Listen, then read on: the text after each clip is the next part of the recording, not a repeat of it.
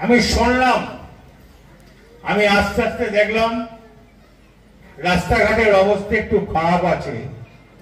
আমার ডিপার্টমেন্ট থেকে আমি কথা দিচ্ছি, ওই মোড় থেকে আরম্ভ করে একটু মুক্তিপুর পর্যন্ত রাস্তাটাকে আমি ঠিক করার আপ্রাণ চেষ্টা করছি।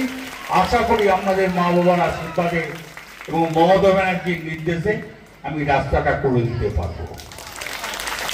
আমি মন্ত্রী পার্থ বসুর সঙ্গে কথা বলবো যাতে ক্লাসরুমটা হয়ে যায়, শিক্ষক যেন বেড়ে যায়। কতটা পারবে আমি জানি না, আমি আপ্রাণ চেষ্টা করব। কেন এই গ্রামে, এতদূর গ্রামে একটা হাই স্কুল, তার পরিবেশ সুন্দর, একটা মাঠ আছে, তার খেলাধুলো হয়, এখানকার মানুষ ছেলেমেয়েরা আরো বড় হোক, এটাই কিন্তু আমি ঈশ্বরের কাছে, আল্লাহর কাছে আশীর্বাদ করব যেন স্কুলটা আরো বড় হয়।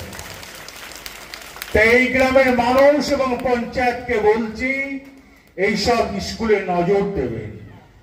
আছেন আপনাদের এমএলএ, তিনি তো নজর দেন। আছেন এখানকার গ্রামের মানুষরা, তারাও নজর দেয়।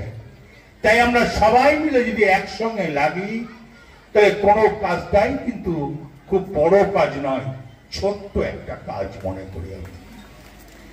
তা আমি জানি না, আমি কথা দিলাম আমি রাস্তা করে দেবো, ক্লাসরুমও করার 100% থেকে 99% করে দেওয়ার চেষ্টা করব। থাকতো আগে যখন আমি কোনদিন মুক্তিপুর আসতাম,